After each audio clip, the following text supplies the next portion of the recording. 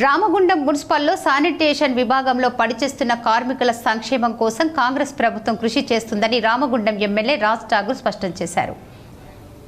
NTPC పీటీఎస్లోని Kakatiya హాల్లో మంగళవారం municipal పారిశుద్ధ్య కార్మికులకు Ramagundam MLA Makkan Singh Raj Thakur municipal in charge commissioner అరుణశ్రీతో కలిసి దుస్తులను పంపిణీ చేశారు. ఈ సందర్భంగా ఎమ్మెల్యే మాట్లాడుతూ పారిశుద్ధ్య కార్మికులకు తాను అండగా ఉంటానని తెలిపారు.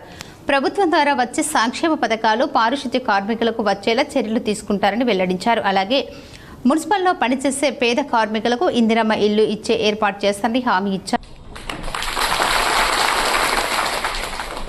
ప్రతిసారి అసెంబ్లీలో 28 సార్లు మాట్లాడిన ఇంట్రక్షన్ తోటి 18 సార్లు ప్రాపర్గా మాట్లాడింది.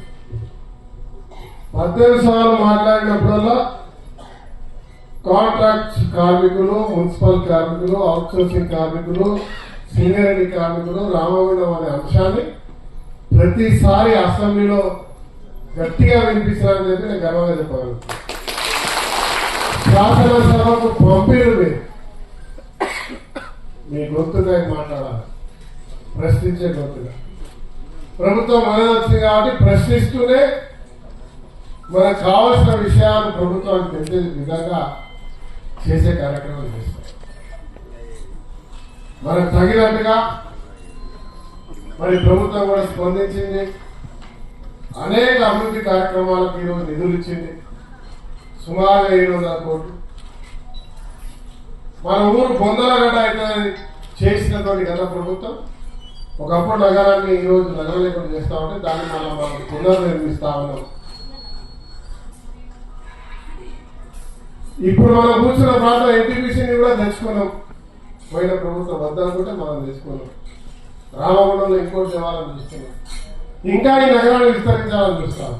కానీ ఈ నగరంతో పాటు పారిశుద్ధ్యాన్ని కూడా పూర్తి తరహా మంచి స్థాయిలో చేయాలన్న ఆలోచన సంకల్పం మనది.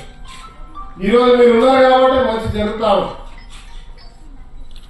మనకు దానికి తగినట్టుగా జిల్లాకు సంబంధించిన కలెక్టర్ గారు, మరి ఈరోజు అరుణశ్రీ గారు, ఆయనకు సంబంధించిన సిబ్బంది కూడా చాలా మంచివారు.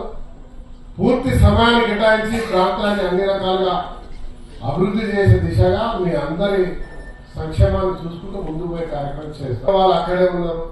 చాలా తక్కువ పనిచేసే వాళ్ళకు ఉంటే కేవలం 2000 రూపాయలు పోయినసారి ప్రభుత్వం ఇస్తే కొందరేమో ఇల్లు పోయి అనుకునేటువంటి పరిస్థితి, ఇంటి వాళ్ళు ఇస్తేనే గడిపేటువంటి పరిస్థితి, రకరకాల బాధలు ఇక్కడే ఉన్నాయి.